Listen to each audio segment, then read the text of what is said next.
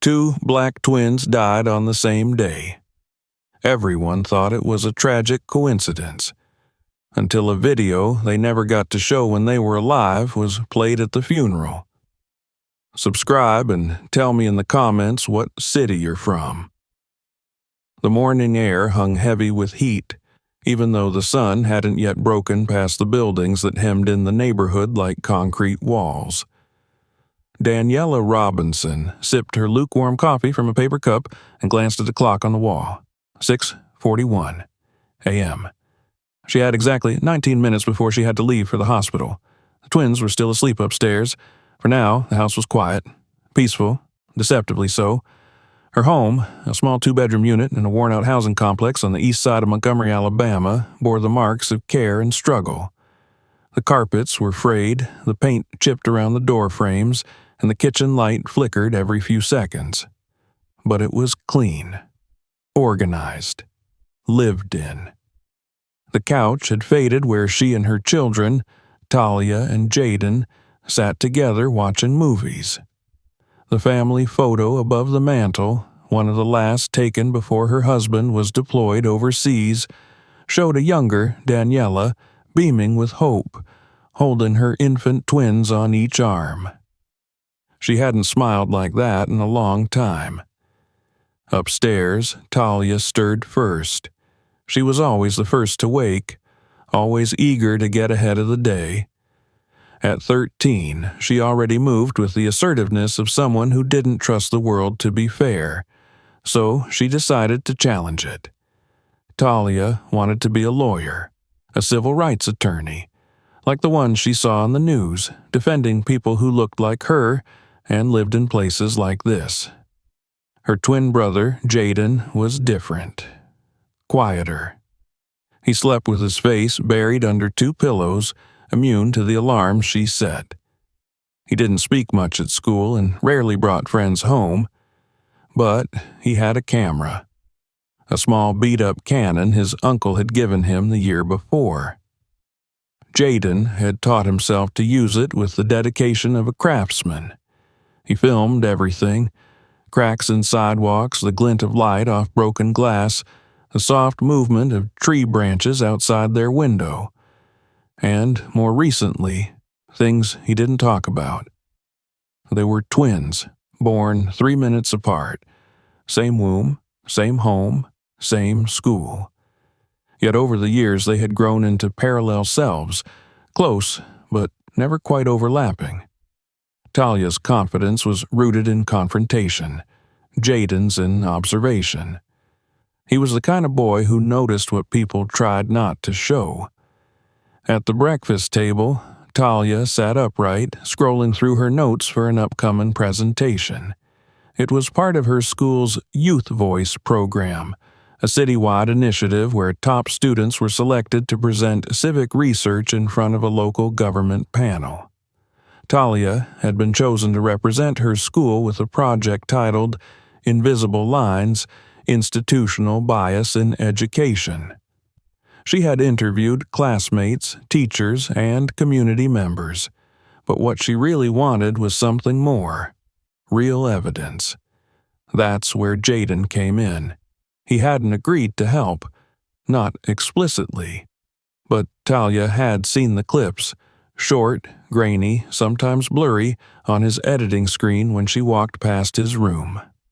Videos of hallway altercations, security officers using rough language with students, a white teacher raising her voice at a black boy for something as small as a hoodie.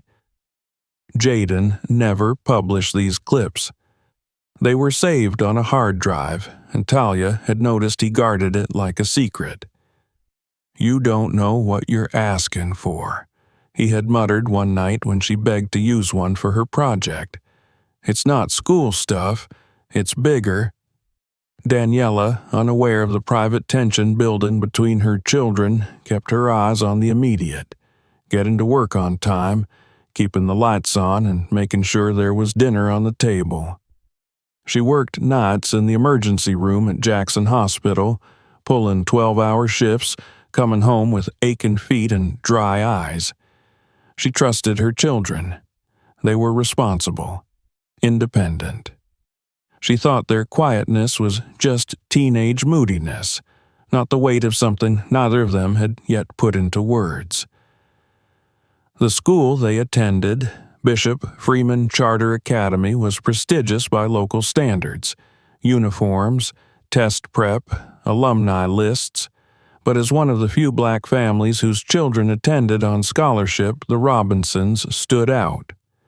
Teachers often described Talia as strong-willed and Jaden as withdrawn.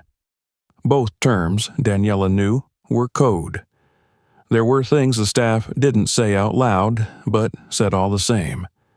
When Talia voiced concerns in class, she was labeled disruptive. When Jaden asked to film a school event, he was met with suspicion. And when Daniela once confronted the principal about the way a substitute teacher treated her children, she was told perhaps her kids were better suited to a different learning environment. Still, she persisted. They all did. In the early afternoons, after school, Jaden would retreat to the public library computer lab, editing clips on old software, uploading select videos to an anonymous TikTok account called Street Frames. His following was modest, just under 3,000, but the engagement was strong. He never showed faces, never used names, but the content was unmistakably local. In one clip, a police cruiser parked across from the neighborhood playground. In another, two officers walking into the housing complex with their hands already near their belts. The tone of the videos wasn't loud or angry. It was steady, silent, observational. The tagline on each one read simply, "Look closer." At home, Jaden became more guarded. He started locking his bedroom door. He deleted his browsing history, Talia noticed. She also noticed that he had stopped sleeping through the night. She would sometimes hear his footsteps at 2 or 3 a.m., pacing the hallway. Once, she found him sitting on the floor of the kitchen, staring at the back door as if waiting for someone to arrive. "You okay?" she had asked. He didn't answer. Later that week, during a meeting with her youth voice mentor, Talia mentioned she wanted to include video documentation in her project. The mentor, an energetic graduate student named Melissa, encouraged her. "Only if you have something solid," she had said. "It has to be firsthand, something people can't ignore." That night, Talia made up her mind. She would find a way to access Jaden's footage, whether he helped her or not. She didn't yet understand what she was stepping into. She just knew her brother was hiding something important, and if he wasn't going to speak, then maybe the camera would. But Jaden wasn't the only one being watched. At school, a security guard named Officer Latham had taken notice of the twins. He had worked at Bishop Freeman for over a decade, and while he rarely interacted with students beyond quick hallway nods, something about Jaden made him uneasy. Latham had seen him filming in the parking lot one afternoon and had reported it to administration. When no disciplinary action followed, he started to follow the boy around campus, subtly at first, then more overtly. "You shouldn't be recording on school property," he told Jaden one day outside the science building. Jaden didn't answer. He just lowered the camera and walked away. Later that evening, he uploaded a new video. No faces, just the shadow of a uniformed man leaning over a student, the camera tilting slightly as if it had been set down on the ground. The caption read, "Some people wear fear like a badge." Talia watched it twice. Then she opened a blank document on her laptop and began to write her speech. Something was happening, something urgent, and she was determined to tell it. What she didn't know was that her brother had already taken it further than she could imagine. And soon, the line between observation and exposure would disappear completely. By the time March rolled in, the city had seen 3 police brutality complaints from black youth in the last month alone. None had reached local news. But Jaden knew. He had footage of one arrest. He had filmed it from across the street. Zoomed in, silent, heart pounding. It was all on his hard drive, tucked beneath a pile of socks in his dresser drawer. He didn't know yet that someone else had found out. On a cold Thursday morning, as Daniela left for work, Jaden stood at the front door, camera bag in hand. He glanced back at his sister, who was already halfway down the stairs. "I'll be back before dinner," he said. Talia nodded but didn't speak. The door closed behind him. He would not return. And the silence that followed would shatter everything they thought they understood about truth, safety, and the price of seeing too much. The following days passed in a blur of subtle shifts and whispered tensions, the kind that don't announce themselves, but settle slowly like dust on a forgotten windowsill. Jaden had returned home late that Thursday, not saying much, his shoulders hunched in a way that Talia had never seen before. He went straight to his room, barely acknowledging his mother's voice asking about dinner. The next morning, his eyes were rimmed red, and he didn't speak a word during breakfast. Talia noticed he didn't bring his camera with him when they left for school, which was strange. He never left it behind. She tried asking him about it as they walked to the bus stop, but he brushed her off with a shake of his head and a muttered, "Don't worry about it." That only made her worry more. At school, Talia sat through her classes with restless energy, her foot tapping constantly under her desk. Her mind wasn't on equations or historical timelines, but on the flickers she'd seen on Jaden's screen days earlier. The jarring clarity of conflict, the certainty in his silent perspective. Something in those clips had shifted her, had made her realize just how much more he had been seeing while she had been talking. That evening, when she returned home, Jaden's door was closed. Music played low behind it, something instrumental and tense. She hovered outside for a moment, thinking to knock, then decided against it. Instead, she went to the shared computer in the dining room. If Jaden had uploaded anything recently, it might still be cached in the browser. Her fingers hovered over the keyboard as guilt pooled in her stomach, but she overrode it. She needed to know what he was hiding. It didn't take long. A few mistyped URLs and saved logins later, and she was inside his cloud folder. He hadn't secured it, probably assuming no one in the house would dare touch it. But there it was. File after file, labeled only by date. She clicked one. The screen flickered. A hallway, a shouting voice, a blurred hand pushing someone hard against lockers. Then another video. An officer at a gas station yelling at a teenager barely older than them. Jaden's camera caught it from a car window. He didn't zoom in, didn't speak. He just let the image speak for itself. Talia's mouth went dry. She clicked on the most recent upload, dated just 3 nights ago. The screen opened on their own street. A parked cruiser, Jaden's shaky breath audible over the wind. 2 officers were talking to a group of boys, their voices low. One officer, the same neighbor who'd glared at Jaden more than once, stepped closer to the group, and the audio picked up the shift in tone. "You want to keep filming?" The officer snapped at someone off-screen. Jaden's camera didn't flinch. The clip ended. Talia sat back in the chair, the blood rushing in her ears. She knew this wasn't just about school anymore. Jaden was documenting something dangerous, and if she, a straight-A student working on a civic project, had struggled to get people to listen, then his footage, raw and undeniable, was the kind of evidence no administrator or official could ignore. But it was also the kind of thing that could make someone disappear. Later that night, she confronted him.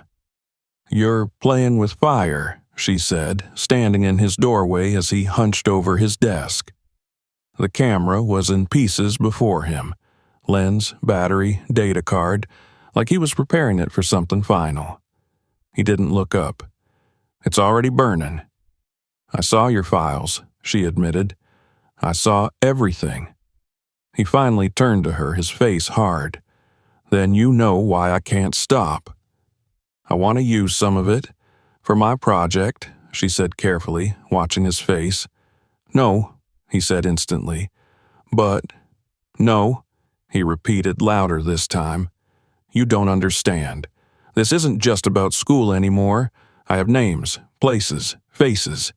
If I use the wrong clip or someone recognizes something..." He trailed off. For the first time, Talia noticed the fear behind his defiance. "Jaden," she said quietly, "are you in danger?" He didn't answer, but his silence screamed what he wouldn't say. The next day, Jaden skipped school. It wasn't like him. Even when he hated being there, he showed up. Talia covered for him as best she could, lying to teachers and texting him between classes, receiving nothing in return. When she got home, he was already there, sitting on the couch, staring at the blank TV screen. His camera bag was missing. "Where were you?" she asked. "Downtown," he said without turning. "Why?" He rubbed his hands together slowly, as if trying to warm something deep beneath the skin. "Because someone has to show what's happening. They're not afraid to do it. I shouldn't be afraid to record it." "You can't change the world by yourself," she said, sitting beside him. "Then help me," he whispered. That was the moment she decided she would. But it wasn't simple. Jaden didn't want to submit his footage to her project. He didn't want to involve her at all. But the next day, he handed her a USB drive with a dozen selected clips and one document, a written statement he had prepared in case something ever happened to him. "I'm trusting you," he said, "but be smart. Don't go to the school. Go bigger." Talia nodded, feeling the weight of his trust settle like a lead vest across her chest. The following weekend, they worked together. Talia transcribed testimonies.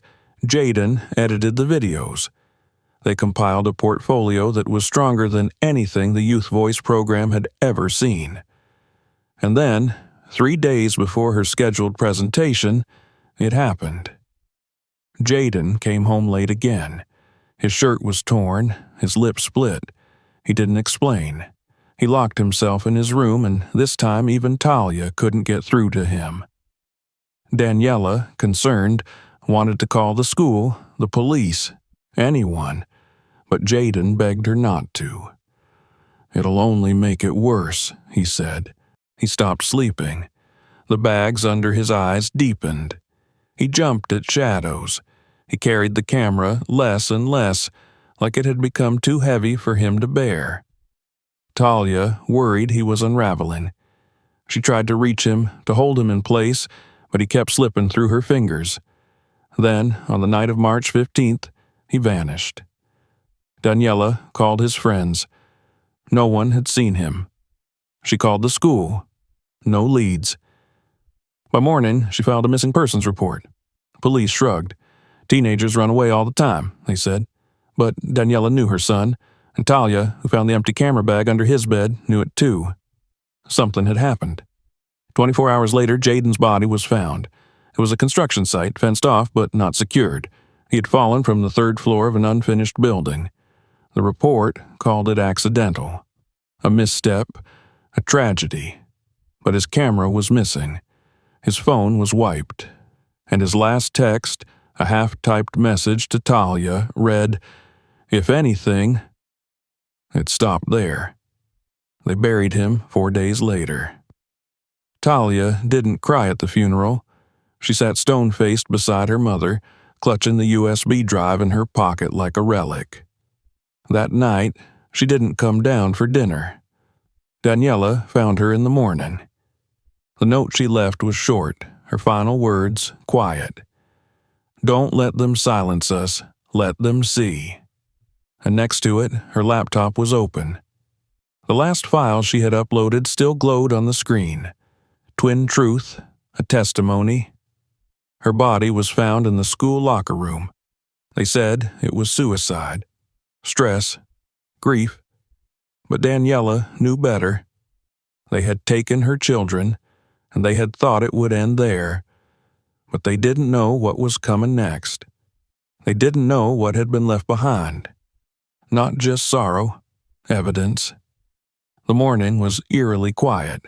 A windless calm clung to the street, too still for March. Daniela stood by the kitchen sink, unmoving, her hands submerged in water that had long gone cold. The sky outside was a pale, bruised gray. The clock on the wall ticked with the same cruel steadiness it had kept since Jaden disappeared, since Talia followed him, since the life she had built, however fragile, however precarious, crumbled into dust. In the space of 4 days, her world had folded inward, and now she stood in the shell of it, holding her breath for fear that one more motion would shatter what little remained. Her daughter had been found cold and lifeless in a room no bigger than a closet, the smell of cleaning chemicals still fresh in the air. A janitor had unlocked the door early that morning and screamed so loudly it brought 3 teachers running. Talia had been hanging by her belt, her feet just barely touching the tile. Her note was folded neatly on the bench below. There were no signs of struggle, no signs of hesitation. Except Daniela didn't believe it. Not really. She had seen the file on her daughter's laptop, the one titled Twin Truth, a Testimony. She hadn't opened it, not yet, but she felt its weight. It sat on the hard drive like a heartbeat, waiting for the world to listen.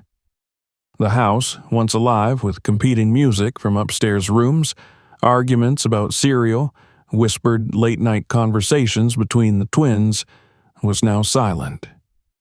Death had hollowed it out. It wasn't just grief that filled the air.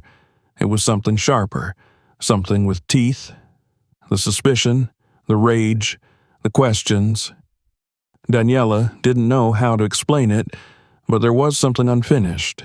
Both her children gone within days of each other, one found in an empty building, the other in a school that prided itself on security and structure. The explanations didn't add up. Jaden had no history of recklessness.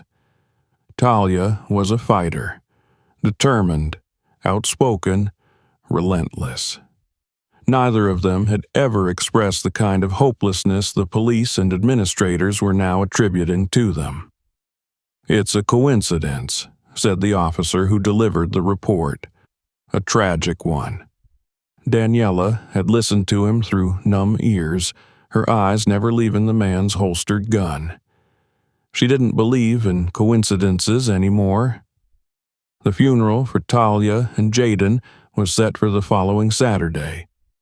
The school offered to host a memorial on campus, but Daniela refused.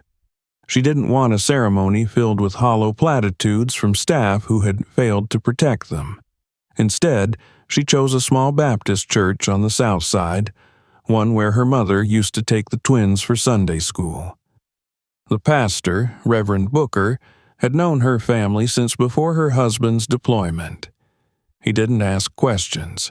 He just said, "I'll make space." In the days leading up to the funeral, the neighborhood buzzed with murmurs. Some said Jaden had been mixed up in something he shouldn't have. Others whispered that Talia had taken her own life out of grief. But there were a few, mostly young people, students, the kids who had seen Jaden's quiet watchfulness and Talia's sharp mind in action, who weren't buying the official version. A few of them had already seen clips of Jaden's videos online. The AT Street Frames account, though inactive now, had begun resurfacing in local circles. A thread on Reddit speculated that Jaden had been documenting police misconduct. A grainy screenshot from one of his videos had been shared on Instagram, tagged with the hash Justice for Jaden. But it wasn't until the day of the funeral that everything truly changed. The church was packed. More than 200 people filled the pews, some standing in the back, others clustered outside with phones in hand, listening through the open doors. 2 closed caskets stood at the front, each adorned with a single framed photograph. Jaden, with his camera slung around his neck. Talia, mid-laugh, her hand raised as if to push the photographer away. Daniela sat in the front row, a wall of numbness between her and the rest of the world. Her sister sat beside her, holding her hand, murmuring prayers under her breath. Daniela's eyes were fixed forward, but her mind was elsewhere, wandering through memories of birthday candles and school plays and the way her children had whispered secrets to each other at night, believing she couldn't hear them. Reverend Booker stepped up to the pulpit and began to speak. His voice was low and deliberate, each word shaped with care. We are gathered here not only to mourn the loss of 2 beautiful lives, but to demand that their absence not go unanswered. As he spoke, a young man in a gray hoodie slipped into the church from the side aisle. He looked around, then made his way toward the sound booth in the back corner. No one stopped him. He moved with quiet confidence. A few seconds later, the projector screen behind the pulpit flickered to life. At first, no one noticed. The Reverend continued his speech, his voice rising with emotion. But then, the sound system caught the opening hum of a video file. The microphone cut out. The screen turned black, then filled with the image of Talia sitting in her bedroom, her face lit only by the soft glow of her desk lamp. A ripple moved through the room. She looked into the camera, her voice calm, unwavering. If you're watching this, I'm probably gone. And if I'm gone, then they made sure of it. The room froze. In the back, the Reverend tried to regain control, but the video kept playing. I'm not here to make you cry. I'm here to show you the truth. My brother didn't fall. He didn't run away. He didn't give up. He was silenced, and they thought no one would notice. What followed was a compilation of clips. Jaden's camera work, steady, silent, damning. A white officer screaming at a young black boy. A security guard shoving a student against a locker. A teacher pulling a black girl out of class for talking too loud, while a white student next to her remained untouched. The final clip showed Jaden, his face in partial shadow. They told me not to record, said it was illegal, dangerous. But I'm not the one with power. I just have a lens, and now they're watching me. If something happens to me, don't believe the first thing they tell you. The screen went dark, then silence. It was the kind of silence that feels like a collective breath holding itself in the air, uncertain what to do next. Someone in the back began to cry. Another person stood up and shouted, "Play it again!" Phones were already out, recording, uploading, sharing. Daniela sat frozen. She had not seen the video in full. She had not known her daughter had prepared something so deliberate, so powerful, so irreversible. By the time the funeral ended, the video had been reposted across Facebook, Twitter, TikTok. Within hours, it had gone viral. That night, news vans parked outside the church. By morning, the headline was everywhere. Twins die days apart after exposing local abuse. Family speaks out. But Daniela hadn't spoken yet. She hadn't given interviews, hadn't appeared in front of microphones or cameras. She didn't need to. Her children had spoken for themselves. Still, the questions came. The police department issued a vague statement about ongoing investigations. The school board expressed shock and sadness at the tragedies. But no one answered the fundamental questions. Why was Jaden found at a construction site? Why was Talia alone in a locked room after hours? Why were their claims ignored while they were alive? The video forced a reckoning. People marched, students walked out of class, hashtags multiplied, #Justice for the Twins trended across platforms. A petition to fire Officer Latham gathered over 50,000 signatures in a single day. The city was forced to respond, but none of that changed what Daniela felt when she returned home that night to a house with 2 empty rooms. She moved through it like a ghost, touching the bedspreads, the pencils, the laundry that still smelled like them. In Talia's room, she found another note tucked into the back of her notebook. "Finish what we started." Daniela stared at the words for a long time. She didn't know how, she didn't know when, but she would, and now she was no longer alone, because the city was watching, and the silence had been broken. The morning of the funeral dawned with a thick, unmoving stillness, like the world itself was bracing for a truth it wasn't ready to face. The streets were quieter than usual, the sky a dull slate as if even the sun refused to rise fully. Daniela stood by the window of her bedroom watching the slow procession of cars beginning to line the curb outside. She hadn't slept, not properly, since the moment Talia was found. Sleep was no longer a place of rest but a corridor of echoing thoughts and faces that no longer answered when she called. The church had been filled beyond capacity during the memorial service, but today it felt like the city itself had turned out.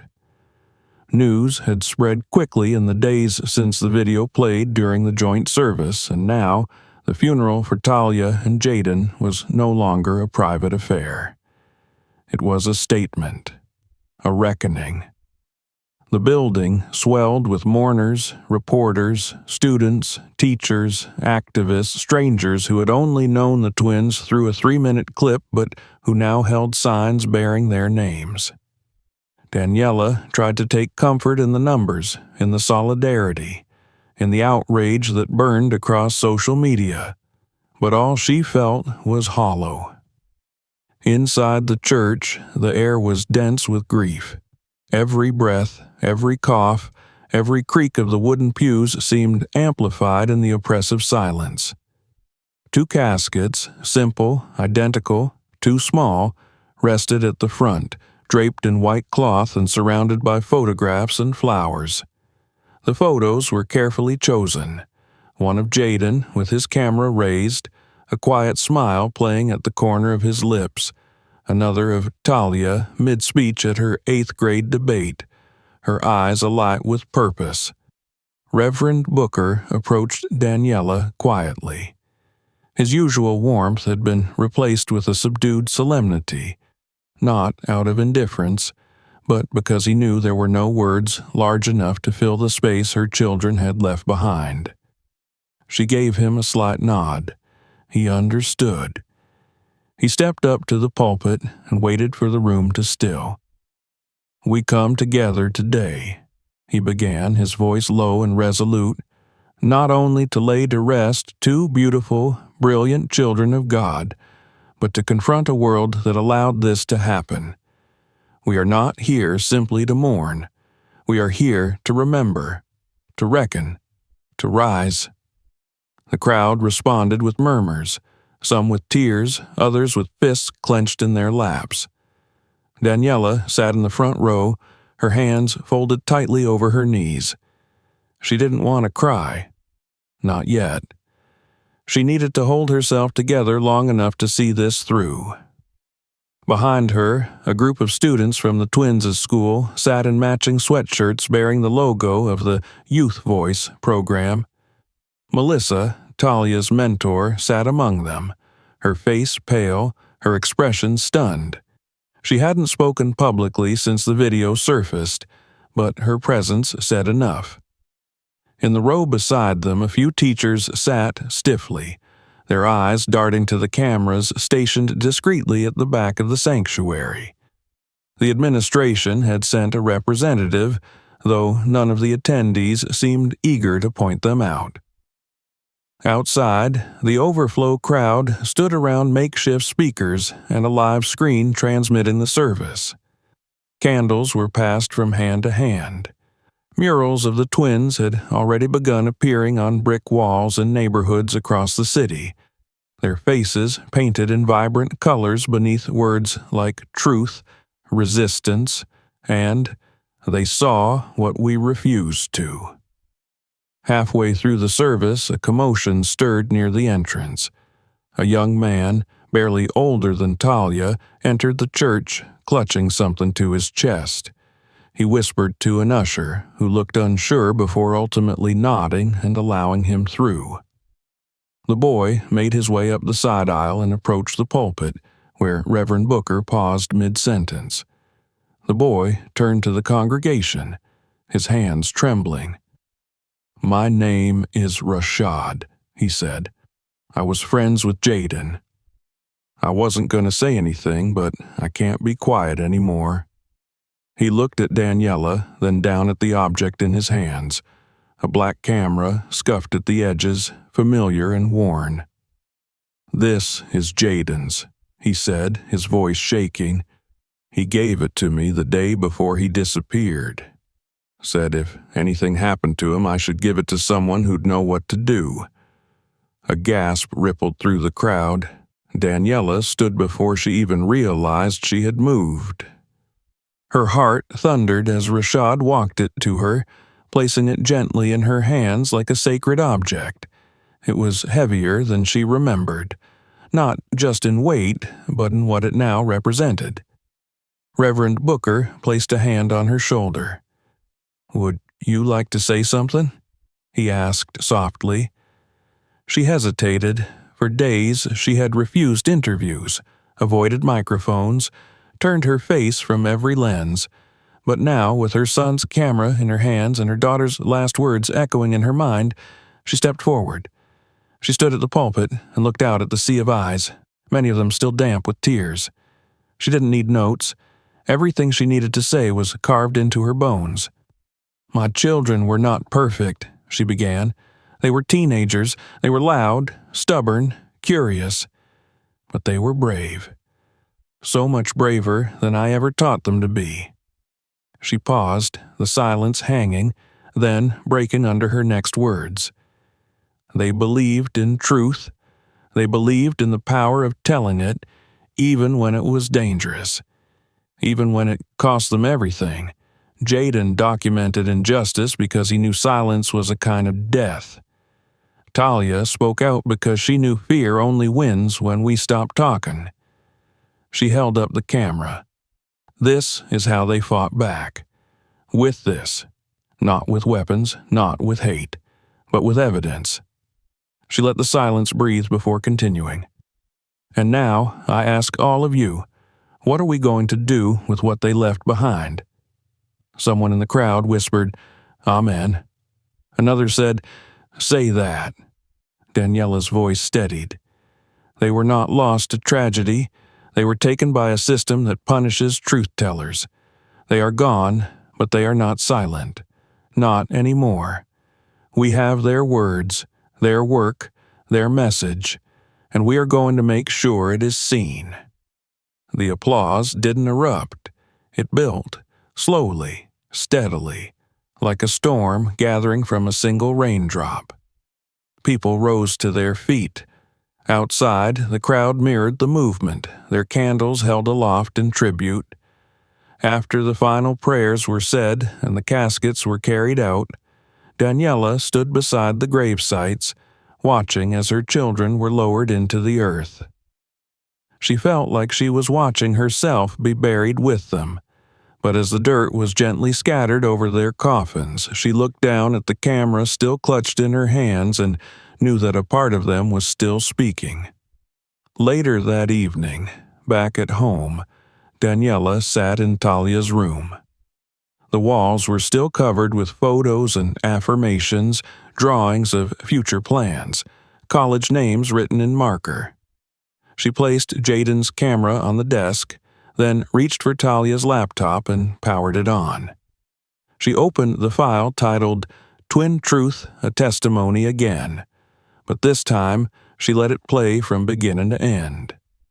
After it finished, she didn't close the lid. She opened a new document, placed her fingers on the keys, and began to type. It was time to write their story, not the version sanitized for headlines, but the real one. She would write it all. Because the camera was not the only weapon they had left behind. They had left her. And she was not done fighting.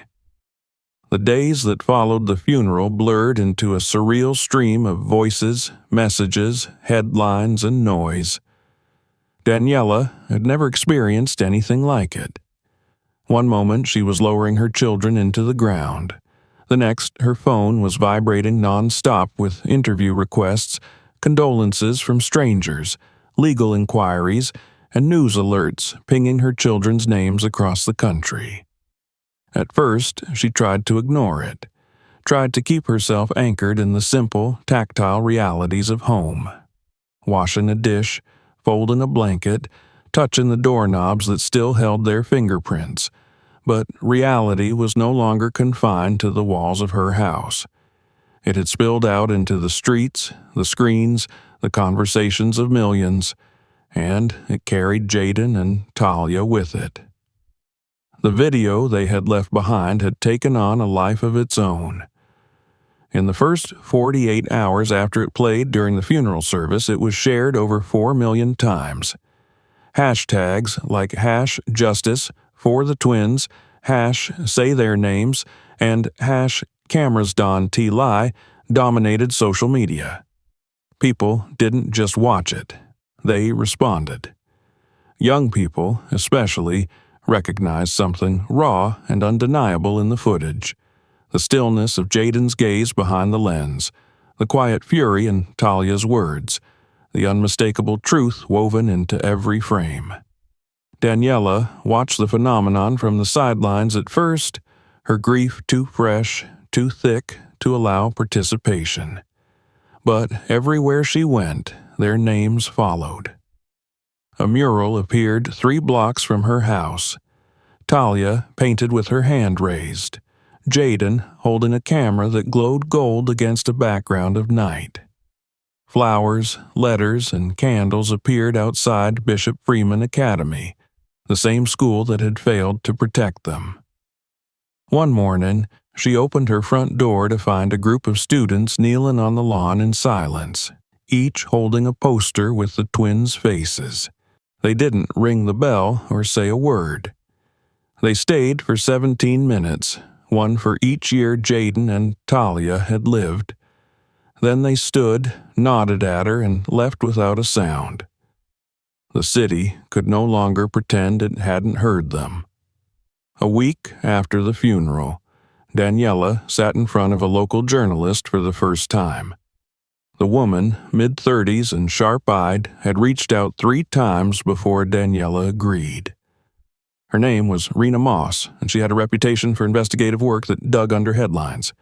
She arrived without a camera crew, without a microphone, just a recorder and a notebook. That earned her trust. They were trying to show something, Daniela said, her voice quiet but steady. They didn't want pity. They wanted justice. They wanted people to pay attention. Rena nodded. What do you think they saw that others didn't? Everything, Daniela replied.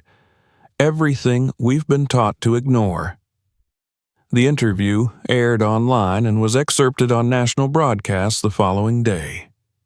Her words struck a chord, not because they were eloquent or dramatic, but because they were plain-spoken, undeniable. People listened. For the first time, perhaps in her entire life, Daniela felt seen. Behind the scenes, pressure mounted on city officials. The school board, once silent, held an emergency meeting to address community concerns. Protesters gathered outside the building, chanting the twins' names, holding banners that read, "This is what silence costs." Bishop Freeman Academy released a carefully worded statement expressing sorrow for the loss and a commitment to reviewing internal policies. It rang hollow. The damage was already done. But not all the consequences were shallow. Under growing public scrutiny, the Montgomery Police Department was forced to initiate an internal investigation. A local watchdog group had begun comparing the dates on Jaden's footage with police logs, uncovering discrepancies. One clip, filmed on the corner of 8th and Madison, showed an officer threatening a group of black teens with arrest over suspicious loitering. No such incident was recorded in the official reports. Another clip, grainy but damning, captured an officer shoving Jaden's camera and muttering, "Keep that lens pointed at me again and see what happens."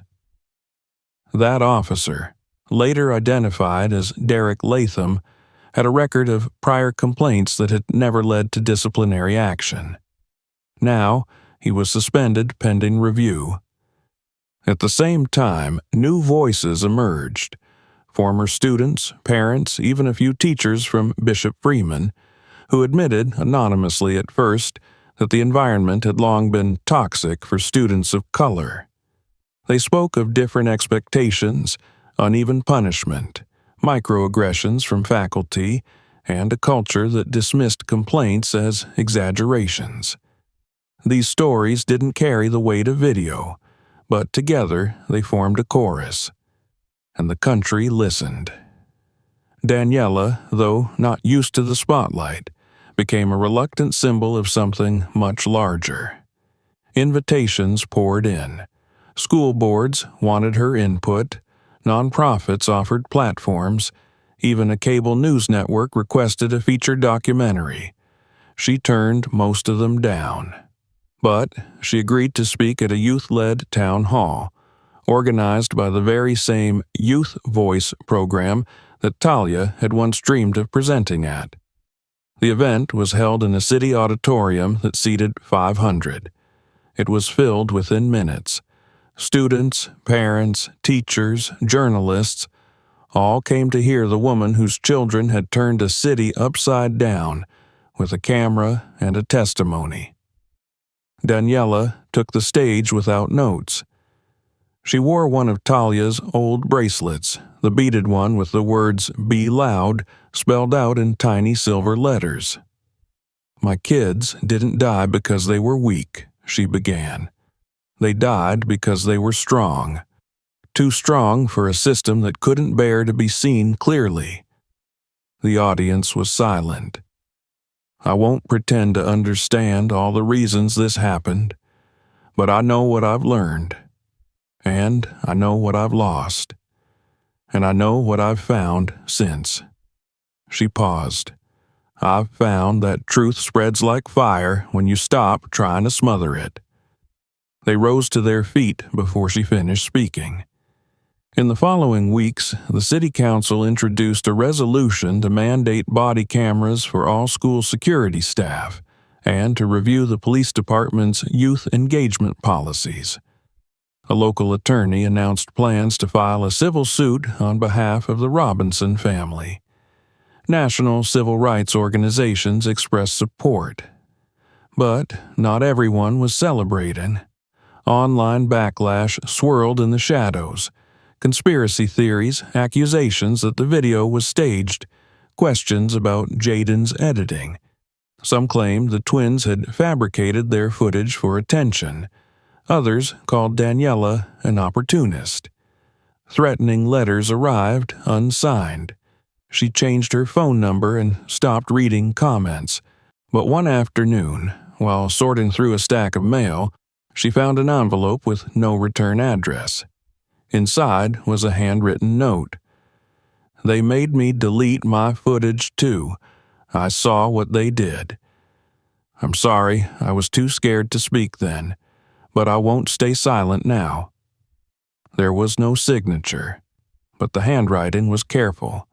A high schooler, she guessed, maybe someone from the same school. She placed the note beside the others. She was keeping them all.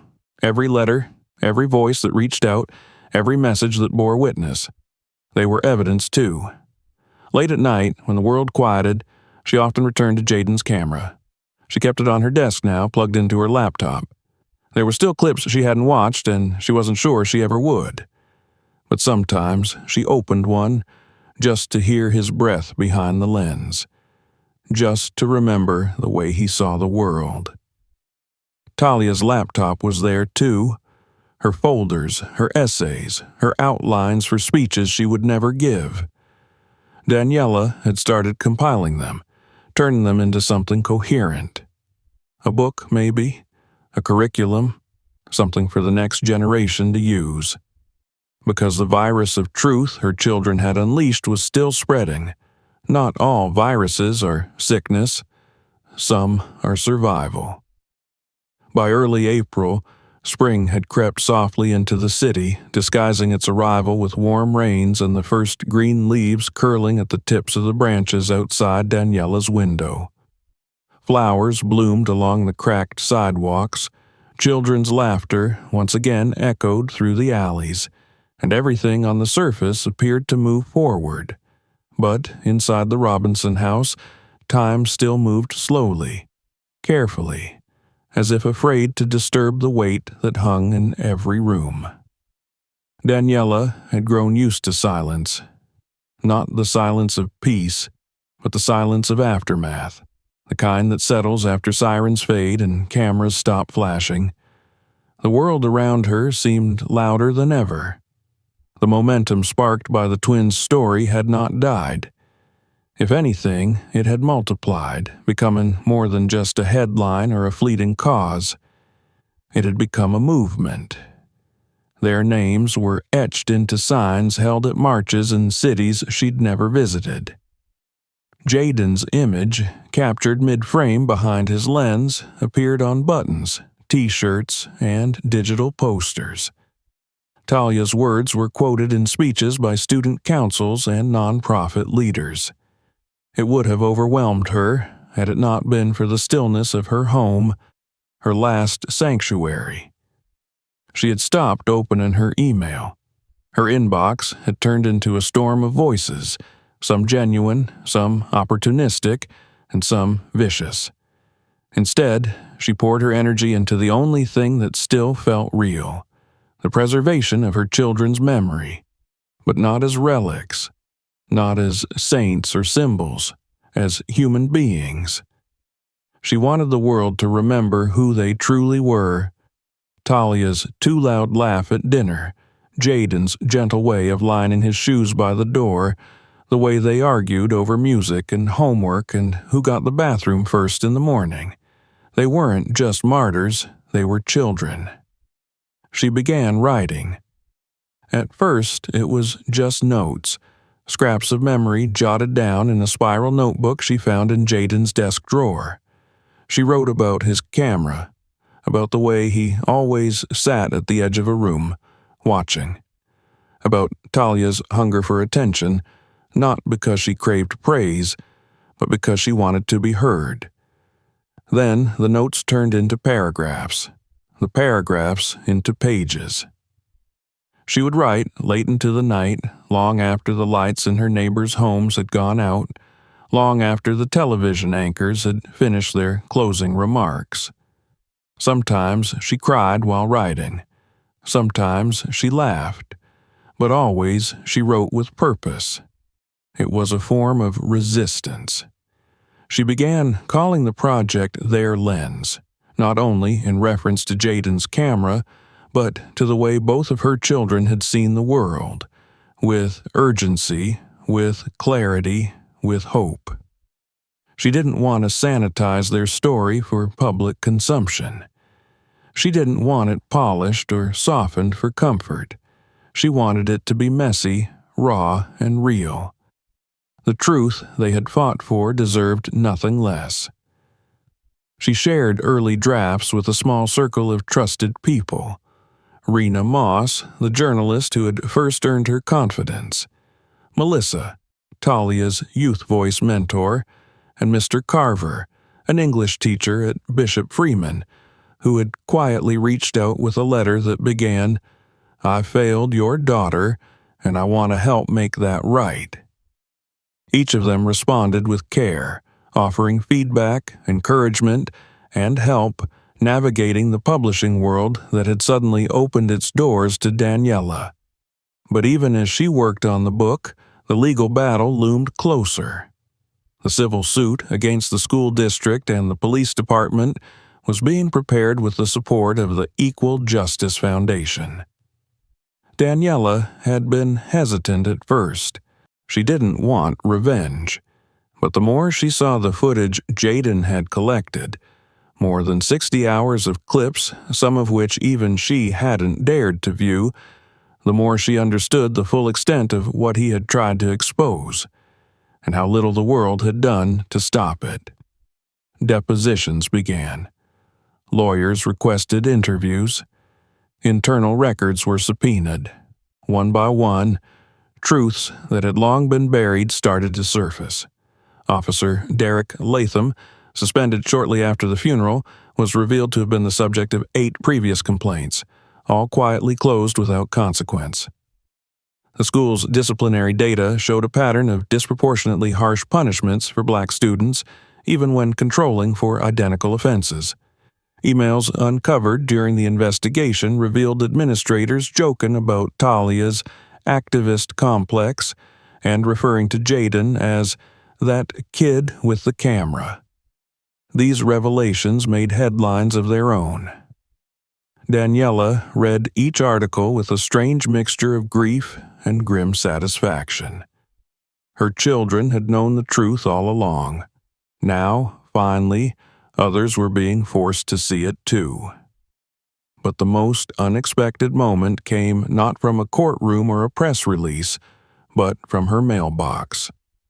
One morning, amid the usual stack of flyers and bills, she found a small padded envelope. No return address. Inside was a flash drive and a folded piece of notebook paper. It read, "I couldn't protect him, but maybe this will help you show the rest." She plugged the flash drive into her laptop, her breath shallow. The folder held a dozen video files. She clicked on the first one. The timestamp was 3 weeks before Jaden's death. It showed a dim hallway in the school's lower level. The footage was shaky, but clear enough. Jaden was there, facing Officer Latham. The audio picked up every word. "You think this is a game?" the officer said, voice low and threatening. "I think this is my right," Jaden replied. "To record, to document." Latham stepped forward, too close. "Delete it, now." Jaden didn't move. "You're gonna wish you had," Latham muttered. The video cut out. The rest of the files showed similar moments: silent confrontations, threats, intimidation, evidence. Daniela wept as she watched them, not just for what they showed, but for the bravery her son had shown in capturing them. He had known the risk. He had faced it anyway. And now someone, likely another student, was helping him speak again, posthumously. She forwarded the videos to her legal team, then uploaded one to a private drive attached to the website she had begun building for Their Lens. The site was modest, just a homepage, a bio, and a space to submit stories. But within days, messages began to pour in. A mother in Detroit wrote, "My daughter saw Talia speak once at a debate meet. She came home and said she wanted to be just like her." A boy in Georgia wrote anonymously, "I'm scared to bring my phone to school, but I still do. I keep thinking, what if I catch something too?" A teacher in Baltimore said, "I played your son's video in class. We didn't talk for 10 minutes afterward. There was nothing left to say."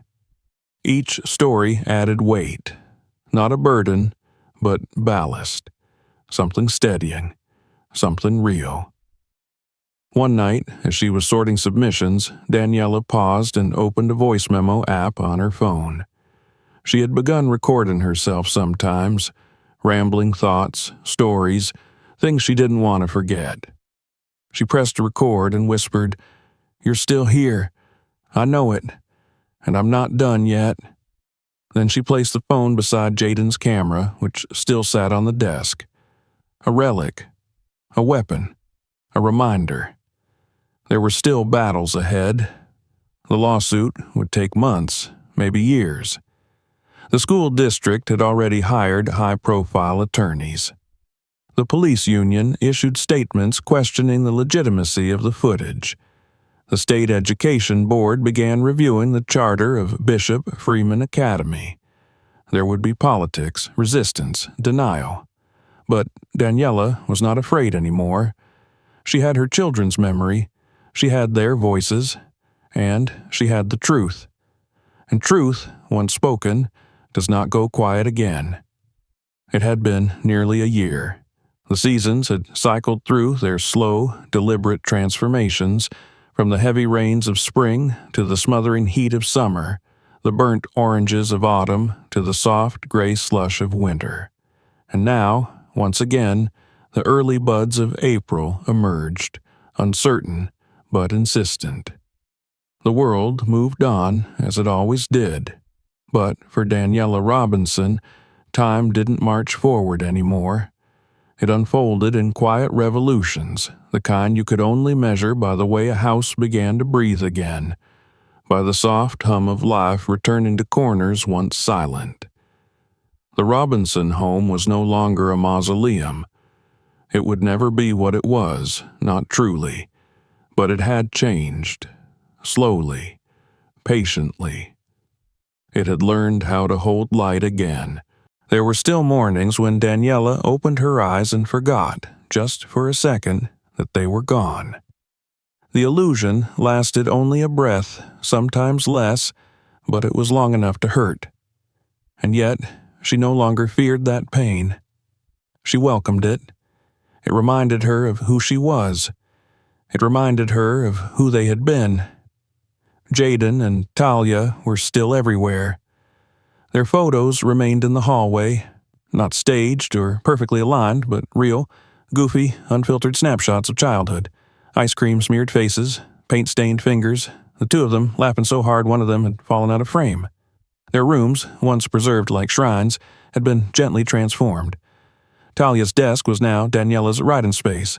Jaden's shelves, once stacked with memory cards and sketchbooks, now held rows of donated cameras, labeled and cataloged, ready to be distributed to students across the state. It was part of a new initiative she had launched 6 months earlier, called Lens Forward, a program for youth in marginalized communities to learn media literacy, storytelling, and journalism. Not to turn them all into filmmakers, but to give them what her son had fought for: the power to witness, to record, to matter. It had started with just one school, a middle school in Mobile. A teacher there had reached out after reading her book, Their Lens, Stories My Children Died Telling. He asked if she would visit. She did. The classroom was small, the air hot with spring humidity, but the eyes that met hers were wide and attentive. She told them about Jaden, about Talia, about courage, not in loud words, but in the quiet, steady ones that come when grief has been given purpose. After that, the calls multiplied. Now, the program had reached 12 schools, with more on the wait list. Grants had followed. Volunteers, too. Melissa helped coordinate workshops.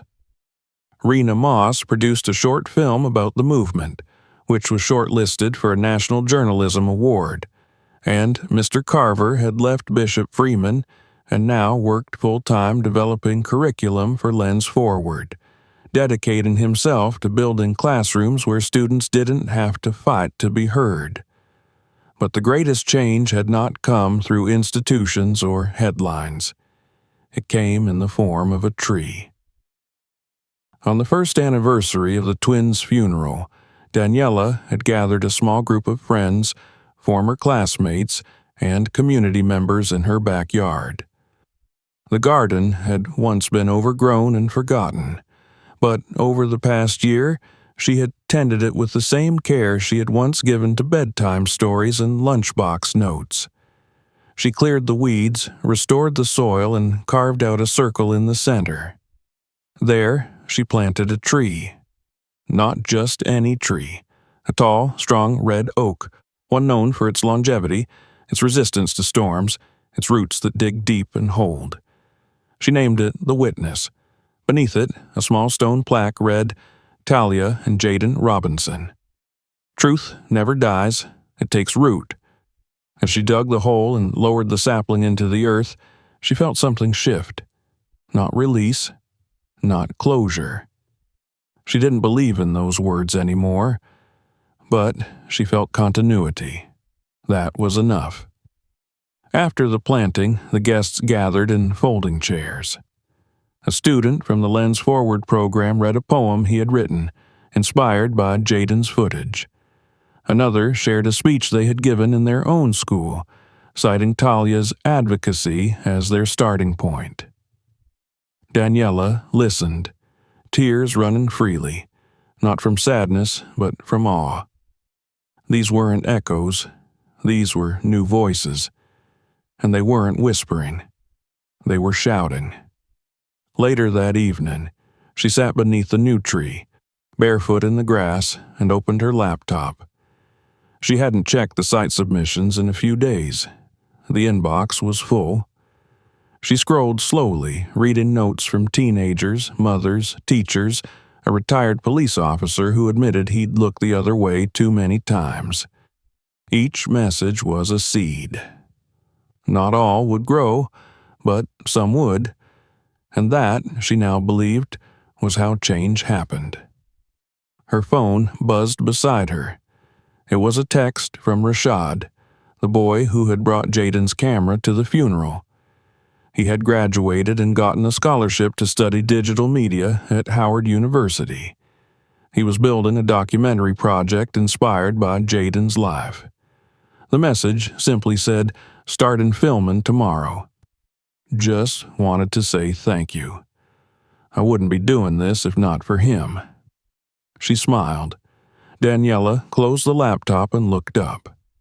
The sky was a deep indigo now, stars beginning to poke through like shy children peering around corners. The wind moved gently through the leaves above, a soft rustle like a voice just beyond understanding. She didn't try to name it. She didn't need to. The next day, she attended a city council meeting. It had taken nearly a year, but the civil case was coming to a close. The police department had settled quietly. The school had agreed to independent oversight. But more than that, policy reforms had begun. A new racial equity board was established. Anonymous reporting systems had been implemented in schools. Funding had increased for youth media programs. When she spoke at the meeting, she didn't dwell on the past. She didn't name names or read prepared statements. She spoke about future children, about those still learning to find their voice, about the power of memory not just as a record, but as a tool, a force, a weapon against erasure. Afterward, a council member approached her and said, "Your children changed this city." Daniela nodded, but her response was quiet. "They changed me first." She went home that evening and walked through the house slowly. In the hallway, a framed print of one of Jaden's photos hung, just a shadow cast across the pavement, 2 feet caught mid-step. She stared at it for a long time.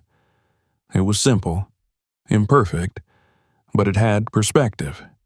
It had truth, and it had movement. Talia's old journal was now filled with notes from students across the country.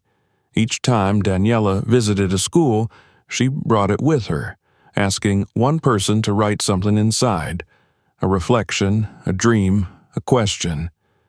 The journal had become something sacred, passed hand to hand, page to page, voice to voice. One entry read, "I don't know what I want to be yet, but I know I want to matter." Another said, "I never thought my story mattered until I saw theirs. Now I won't stop telling it." Daniela added a note of her own at the end. "You matter, all of you, and we will never stop watching, never stop listening, never stop growing.